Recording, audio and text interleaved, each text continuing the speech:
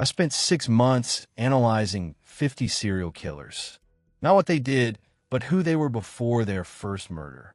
The FBI has identified behavioral patterns that emerge years, sometimes decades, before these individuals kill. Patterns we miss. Patterns that could have saved lives. And some of them are happening right now in people you know. I went through trial transcripts, psychological evaluations, childhood records, witness testimonies from 50 cases. What I found isn't what Hollywood shows you. These aren't monsters. They're people who displayed specific, identifiable warning signs that we either ignored or didn't understand. By the end of this video, you'll know exactly what to look for. Let's start with the most common pattern, one that appeared in 43 of the 50 cases I studied. Before we dive in, you need to understand what makes this research different. Most true crime covers what serial killers did. The crimes, the investigations, the trials. I'm focusing exclusively on the before. The years and decades leading up to that first murder. Why? Because that's when intervention is theoretically possible. Once they kill, we're already too late for the victim. But if we understand pre-offense patterns, we might recognize escalation before it reaches violence. The FBI's Behavioral Science Unit spent years interviewing convicted serial killers. Researchers like Robert Ressler and John Douglas documented patterns that appeared across dozens of cases. I've built on that foundation, analyzing 50 specific cases with particular attention to 7 diagnostic patterns. Here's what you need to know going in.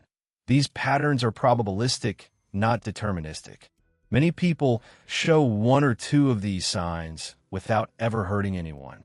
What matters is clustering, multiple patterns appearing together, escalating over time. This isn't about paranoia. It's about educated awareness. Some of these patterns are subtle. Others are unmistakable.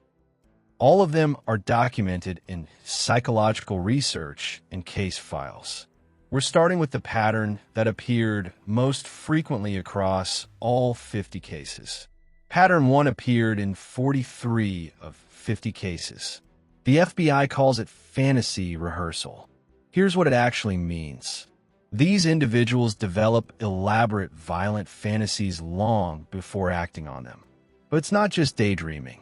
Unlike normal intrusive thoughts that disturb us, these fantasies become ritualized, detailed, and progressively consuming. The critical difference: normal people are disturbed by violent thoughts. Pre-killers are excited by them. Dennis Rader, BTK, drew detailed bondage illustrations for years before his first murder. He practiced tying knots on dolls. He kept what he called hit kits in storage: rope, handcuffs, weapons, masks. He was rehearsing murders like an actor preparing for a role. Ted Bundy spent hours looking through apartment windows, watching women. He rehearsed abduction scenarios in his Volkswagen, practicing lines he'd use to gain trust. "Excuse me, could you help me load this into my car? I broke my arm." He perfected that script through repetition. Israel Keyes buried kill kits across the country years before using them. Weapons, restraints, tools, cached in remote locations. He planned murders like military operations, with contingencies and fallback positions. Here's what makes this pattern diagnostic. The fantasy becomes increasingly detailed and specific over time. They're not just thinking, "I want to hurt someone." They're planning which victim, which location, which method, which tools, how to avoid detection, what to do with the body. The time spent in fantasy increases until it interferes with daily life. They lose hours to these mental rehearsals. And crucially, the rehearsal behaviors themselves provide satisfaction, the same dopamine hit as the fantasy itself. What does rehearsal look like in practice? Collection of materials with no legitimate purpose. Why does a church volunteer need handcuffs, rope, a ski mask, and a crowbar stored in his car? research patterns that go beyond normal curiosity, excessive consumption of violent media, deep dives into forensic procedures, studying how murders are investigated. BTK collected newspaper clippings about unsolved murders. He studied police procedures. He learned what mistakes previous killers made. This wasn't casual interest. This was professional development. So why do we miss this pattern? Many people have dark thoughts. Difference is the ritualization and the pleasure derived from them. Rehearsal behaviors look harmless when viewed individually. Reading true crime books, studying forensics, researching weapons, all could be innocent interests. Context matters. It's the pattern, the intensity, the progression. And privacy norms prevent detection. We don't know what people do alone. We don't see the hours spent in fantasy. We don't know about the storage unit with a kill kit. But fantasy alone doesn't create a killer. There's a second pattern that acts as an accelerant, and it shows up decades earlier in childhood. You've probably heard of the McDonald triad: bedwetting, fire setting, animal cruelty. It's famous in criminology, but I found something more specific. 36 of 50 showed a particular evolution in how they hurt animals. The basic triad is oversimplified. Plenty of non-killers show these signs. What matters is the progression. It starts with opportunistic cruelty, harming an animal that crosses their path. Then it becomes planned, seeking out animals to hurt. Finally, it becomes ritualized, often involving sexual gratification. Jeffrey Dahmer started with roadkill. He'd collect dead animals from the side of the road, take them home, dissect them. Then he progressed to killing neighborhood pets. Eventually, he was dismembering and preserving animal remains, practicing techniques he'd later use on humans. Edmund Kemper buried his family's cat alive. Then he dug it up to decapitate it. When asked why, he said he wanted to see what it felt like. He also systematically killed both of his grandparents' pets before murdering the grandparents themselves.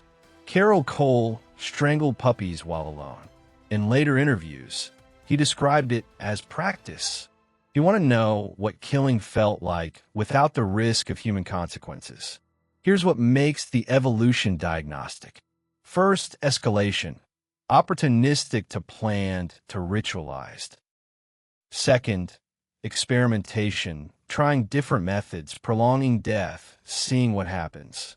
Third, concealment. Hiding the behavior suggests awareness it's wrong, but continuing anyway. Fourth, lack of remorse. Excitement or curiosity instead of guilt. Fifth, sexual component. Arousal or fascination beyond simple sadism. The psychological mechanism is clear. They're desensitizing themselves to suffering. They're experimenting with control and power. They're testing boundaries. If I can do this, what else can I do? And they're revealing narcissistic lack of empathy. The animal's pain doesn't register emotionally. Why do we miss it?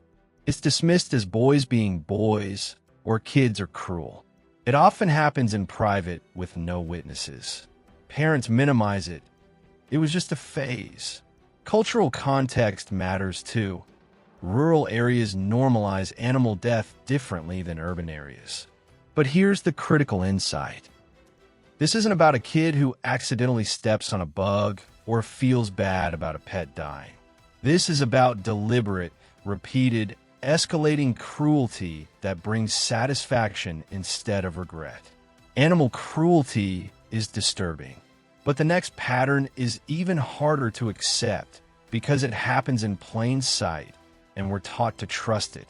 Hollywood shows us that serial killers are creepy loners living in basements. But 31 of 50 I studied were described as charming, even charismatic. This is the pattern that lets them hide in plain sight. Ted Bundy worked crisis hotlines. He volunteered for a suicide prevention line, learning exactly what to say to sound empathetic. He studied political science, worked on political campaigns, went to law school. People described him as magnetic, trustworthy, the kind of guy you'd want your daughter to date. John Wayne Gacy was a community leader. He performed as Pogo the Clown at children's hospitals and charity events. He was a Democratic Party precinct captain. He organized neighborhood parties. He was married twice. When he was arrested, neighbors said, "There must be some mistake. John's such a nice guy." Dennis Rader was church president. He led Boy Scout troops. He worked as a compliance officer, literally enforcing rules while secretly breaking every moral law. He was married for 34 years. His wife, Aisha, his children, they had no idea, because he was charming, helpful, involved. Here's what psychologists call this: psychopathic charm. It's charismatic but hollow. They have cognitive empathy. They can intellectually understand what emotions are appropriate, but they lack emotional empathy. They don't feel what others feel. They've learned to mimic emotional responses like learning a foreign language. The diagnostic elements are subtle but present. The charm feels performed, too smooth, lacking genuine warmth. Empathy appears only in public or observable contexts and switches off in private. They lie about small things with no practical reason, just for practice or enjoyment. Relationships are transactional. What can you do for me? And people who know them intimately often describe an empty behind-the-eyes quality, though they can't articulate why. Bundy learned empathy scripts at the crisis hotline. When someone called suicidal, he knew exactly what to say. Not because he cared, because he'd memorized the formula. Gacy could read what people wanted to see and delivered that performance flawlessly. The psychological mechanism is factor 1 psychopathy, high scores on interpersonal and affective traits.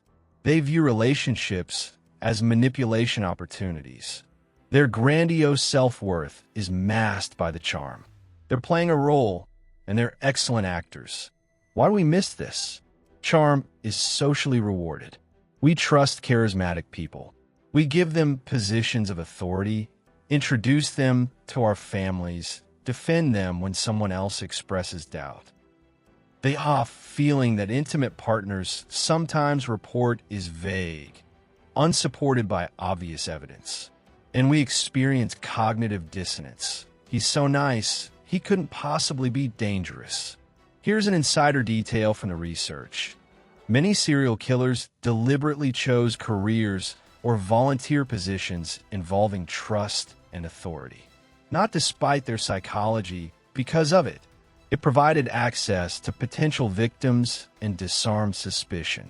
Crisis hotline worker, clown at children's hospitals, church leader, scoutmaster. These aren't coincidences. Charm lets them blend in. But there's a pattern in how they actually choose their victims, and it reveals their true psychology. Before they kill, they watch. 38 of 50 cases showed a years-long pattern of victim surveillance and safe target fixation. The people they chose reveal exactly why they weren't stopped. Rex Hoyerman, the Gilgo Beach suspect, allegedly targeted sex workers for decades. Digital forensics recovered thousands of searches, specific women's names, escort websites, photographs. He researched his victims like a project manager planning a product launch. Gary Ridgway, the Green River Killer, exclusively targeted sex workers in the Seattle area. When finally caught, he admitted he chose them because they were easy to pick up and no one would care if they disappeared. He killed at least 49 women. Many bodies went unidentified for years because investigations were minimal. Samuel Little confessed to 93 murders. 93. He's the most prolific serial killer in U.S. history. Who did he target? Homeless women, drug-addicted women, sex workers, marginalized women in marginalized communities. He killed across 14 states for 35 years because nobody was looking for his victims. Here's the pattern. extended surveillance periods, months to years of watching before acting, patterns in victim demographics that aren't coincidental, testing interactions, approaching potential victims, then withdrawing, seeing how they respond, research behaviors, online searches, frequenting locations where victims congregate, and justification narratives developing. They deserve it. I'm cleaning up the streets. Society's better off without them. The escalation sequence is predictable. Watching, following, approaching, testing boundaries, attacking. Each phase provides information and builds confidence. By the time they act, they've reduced risk to almost nothing because they've studied every variable. The psychological mechanism is victim dehumanization. It's easier to kill someone you've convinced yourself isn't fully human. Marginalized populations, sex workers, homeless individuals, drug addicts, are already dehumanized by society, making the killer's internal rationalization easier. And there's a narcissistic element. I'm helping society by removing these people. It's grandiose thinking that frames murder as public service. Why do we miss this pattern? Surveillance often looks like strange but harmless behavior. Someone loitering at night, following women at a distance, frequent visits to red light districts. These raise eyebrows but rarely trigger intervention. And critically, when marginalized victims vanish, investigations are minimal. Families may not report them missing. Police may not prioritize the case. Media doesn't cover it. Victim-blaming culture perpetuates this. She put herself at risk, as if existing while marginalized justifies murder. Here's the systemic failure component that makes me angry. Serial killers exploit our blind spots. Samuel Little killed for 35 years. 35 years. Because society devalued the women he murdered. When a middle-class white woman disappears, it's a national news story. When a homeless black woman disappears from Skid Row, it's Tuesday. Gary Ridgway told investigators he chose sex workers because he knew police wouldn't work as hard to solve those cases. He was right. The Green River investigation was massive, but it took 20 years to catch him. Meanwhile, he kept killing. The victim pattern is chilling. But what triggers them to finally cross that line from fantasy to action? There's a specific life event pattern that appeared in 28 of 50 cases, and it's not what you expect. We think serial killers are born fully formed, ready to kill from birth. But 28 of 50 didn't commit their first murder until after a specific trigger. A catastrophic identity threat. It's not the stressor itself. It's the narcissistic injury it represents. Job loss, relationship collapse, public humiliation, financial ruin. When their real-world identity collapses, fantasy becomes action. Killing is a reassertion of power and control after feeling utterly powerless. Dennis Rader's first murders. The Otero family in 1974 followed job struggles and escalating marital tension. He felt emasculated, overlooked, impotent in the literal and figurative sense. Then he murdered 4 people in one morning and felt powerful again. In his own words from later letters, "I needed to prove I could do it." Aileen Wuornos's killing spree began after a series of rejections and financial desperation. She'd experienced trauma her entire life, but the murder started when she reached a breaking point. Homeless, broke, feeling like she had nothing left to lose. Richard Ramirez's crime spree escalated dramatically after his drug addiction spiraled and his last job prospects collapsed. He went from petty crime to serial murder within months of losing his final connection to conventional life. Here's the diagnostic pattern. First, a major life disruption, divorce, job termination, bankruptcy, public scandal. Second, narcissistic rage response, blaming others, feeling victimized instead of taking responsibility. Third, fantasy life intensifies during the stressor period, consuming more mental space. Fourth, substance abuse often accelerates, lowering inhibitions. Fifth, isolation increases as stabilizing relationships get cut off. Sixth, a permission narrative develops. I have nothing to lose. They deserve this. The world did this to me. The psychological mechanism is straightforward. These individuals have fragile ego structures dependent on external validation. When that validation disappears, fired from a job, dumped by a partner, publicly humiliated, the ego collapses. Identity crisis leads to desperate reassertion of control. Killing provides the ultimate power experience, life and death authority over another human. The first murder is crossing the Rubicon. It's a psychological threshold that, once crossed, can't be uncrossed. The fantasy was controllable. The reality changes them permanently. Why do we miss this? Many people experience major stressors without killing. Divorce is common. Job loss is common. These aren't predictive on their own. Mental health support is stigmatized, so people suffer silently instead of seeking help. Narcissistic rage hides behind blame narratives. My ex ruined my life. The company discriminated against me, which can sound like normal griping. And isolation prevents intervention because no one is close enough to notice the escalation. But here's the critical insight. This pattern is why intervention is theoretically possible. If someone displays multiple pre-offense indicators, then experiences catastrophic stressors, crisis intervention could prevent the first murder. But only if we're paying attention. Only if mental health resources are available and accessible. Only if we take warning signs seriously. Most of these killers showed red flags for years before they acted. The stressor was the catalyst, not the cause. If we intervene during the escalation, before the crisis, we might prevent tragedies. We've covered fantasy, childhood cruelty, charm, victim fixation, and crisis triggers. But here's the uncomfortable question. How do they maintain jobs, marriages, friendships while planning murders? The answer is extreme compartmentalization, and it's more common than you think. This is the uncomfortable truth.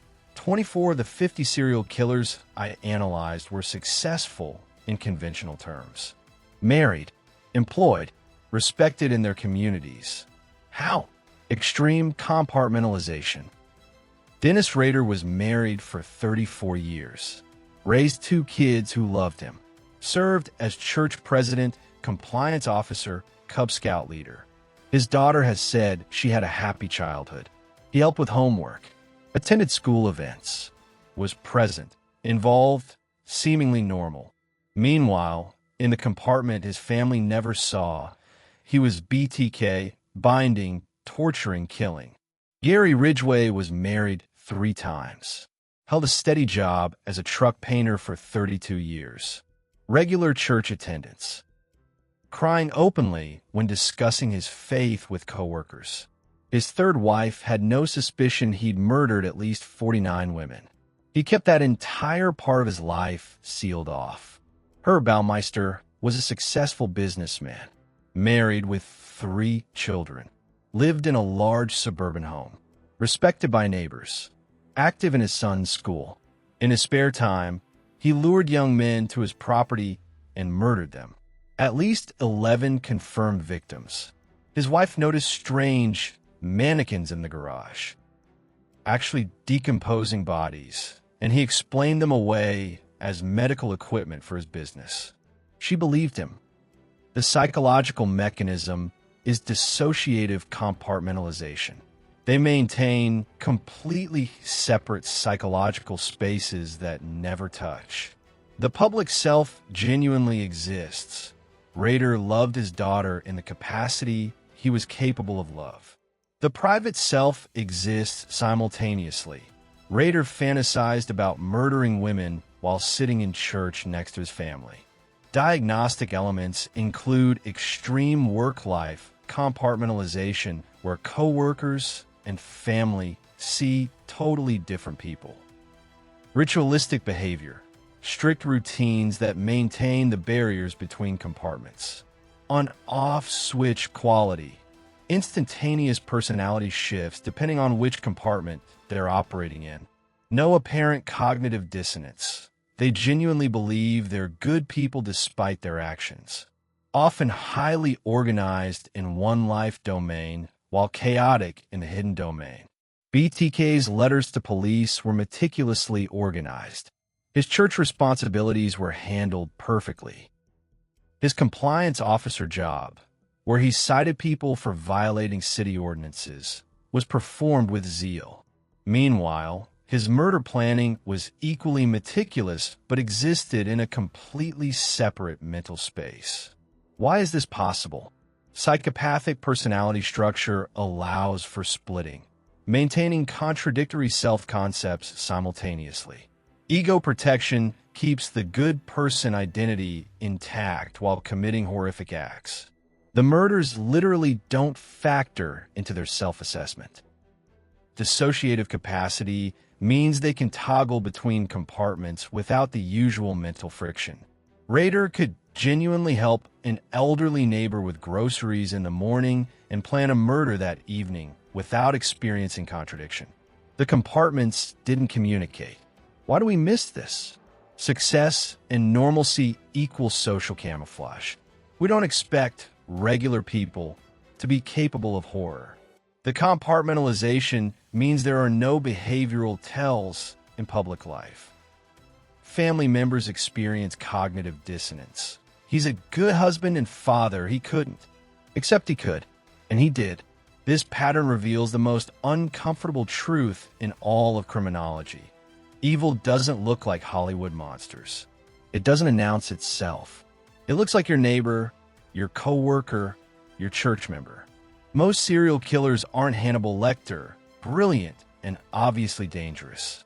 They're Dennis Rader, boring and invisible. The scariest serial killers aren't the ones living in isolation. They're the ones coaching Little League. Compartmentalization lets them function for decades. But there's one final pattern, the rarest but most diagnostic. And if you see it, there's no innocent explanation. The final pattern appeared in 19 of 50 cases. It's the most diagnostic because there's no innocent explanation. If you see this, run. These individuals compulsively collect victim-related items, not for practical reasons, for psychological ones. These items are used to re-experience the murders, fueling fantasy when the original act loses potency. Dennis Rader kept victim driver's licenses, jewelry, identification cards. He photographed himself wearing his victims' clothing, bound in the same positions he'd bound them. He kept these photos in a locked filing cabinet in his office. When alone, he'd open that cabinet and relive every murder.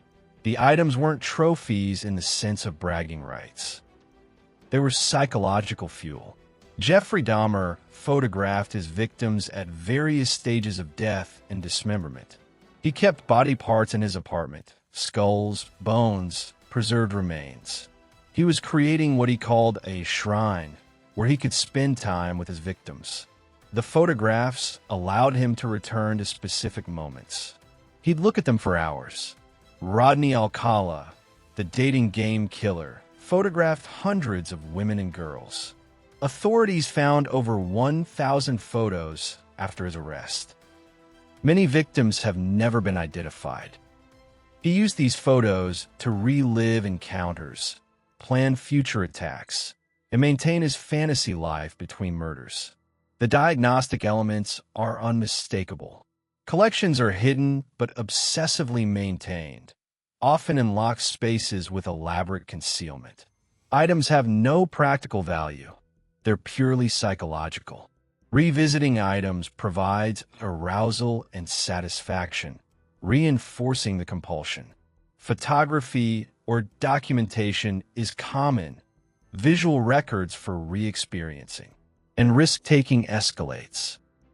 Sending letters to police or media, pushing boundaries as the compulsion strengthens. BTK sent letters to news stations and police for years. He couldn't help himself. He needed recognition. He needed to extend the experience beyond the murder itself. That compulsion is what ultimately got him caught. He sent a floppy disk that contained metadata leading directly to his church computer. The psychological mechanism is addiction.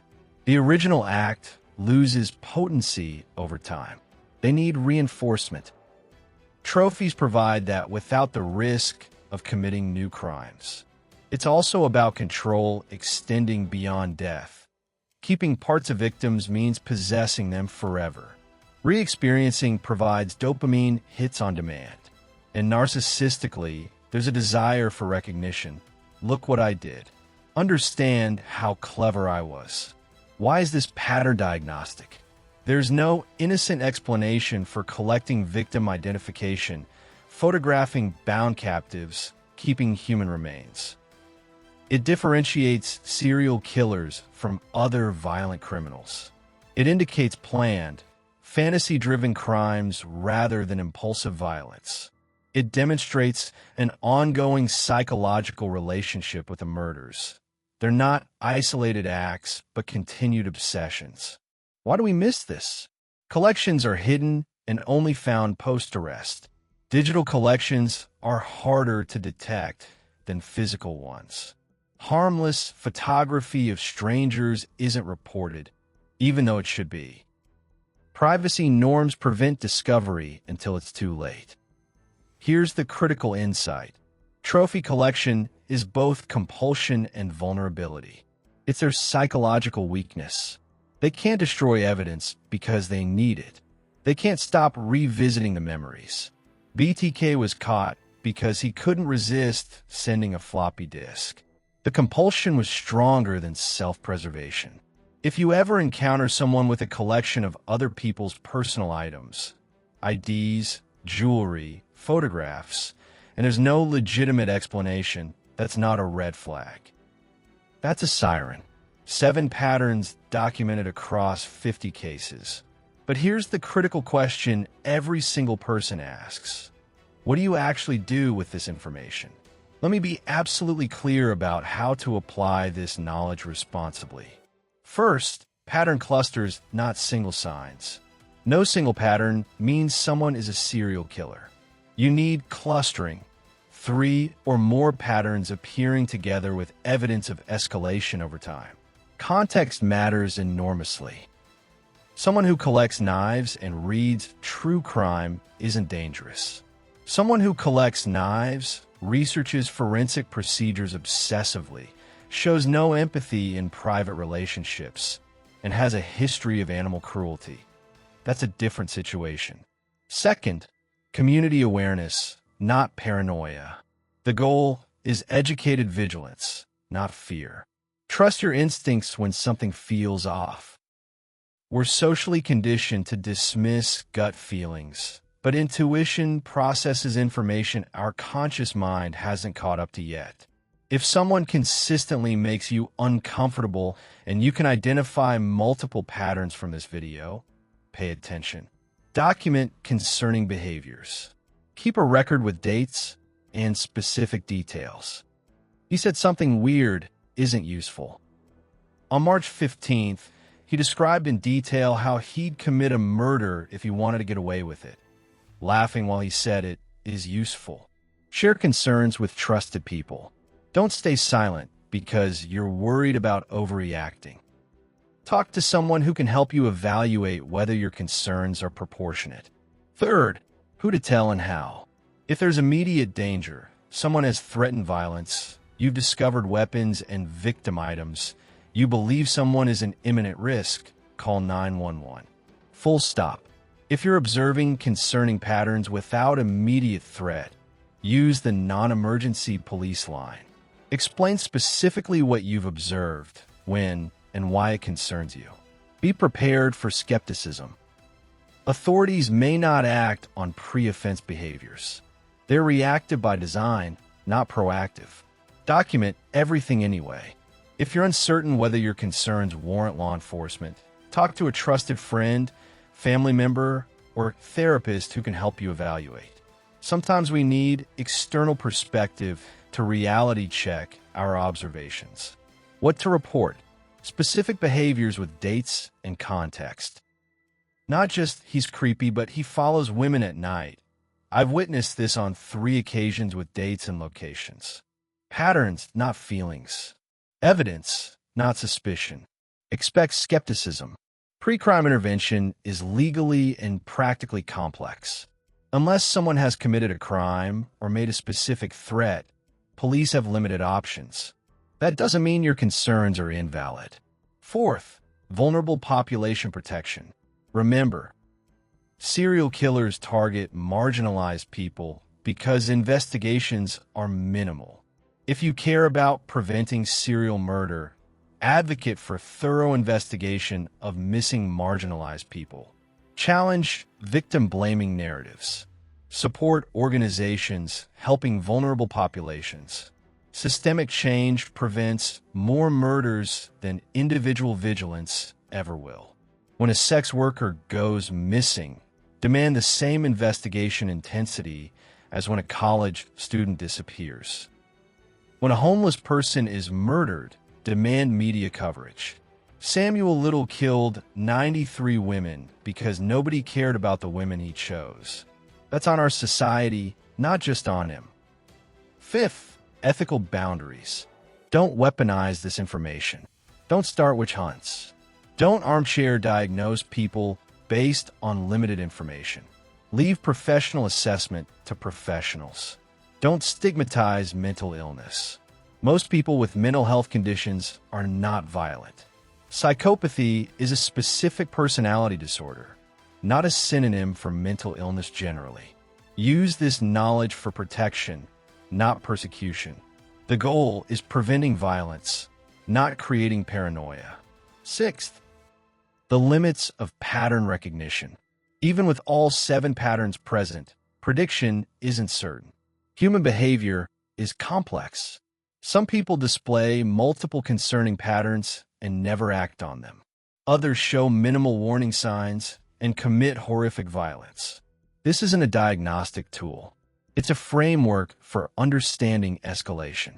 Professionals with years of training get predictions wrong. You're not expected to be a walking profiler. What you can do, be aware. Pay attention. Trust your instincts. Report specific concerning behaviors. Support vulnerable populations. That's it. That's the responsible application. I started this video with a promise. By the end, you'd know exactly what to look for. Now you do. 7 patterns documented across 50 cases. Escalating fantasy with rehearsal behaviors. Years of mental preparation before acting. Animal cruelty evolution. Opportunistic to planned to ritualized, revealing desensitization and power experimentation. Superficial charm masking empathy deficits. Charismatic performance hiding emotional emptiness. Years of victim surveillance targeting safe populations. Marginalized people chosen specifically because society won't look. Identity crisis triggers after narcissistic injury. Catastrophic stressors turning fantasy into action. High-functioning compartmentalization. Double lives maintained through extreme psychological separation. Trophy collection with re-experiencing compulsion. Victim items kept for psychological fuel. 3 critical takeaways. First, serial killers aren't born. They're made through escalation.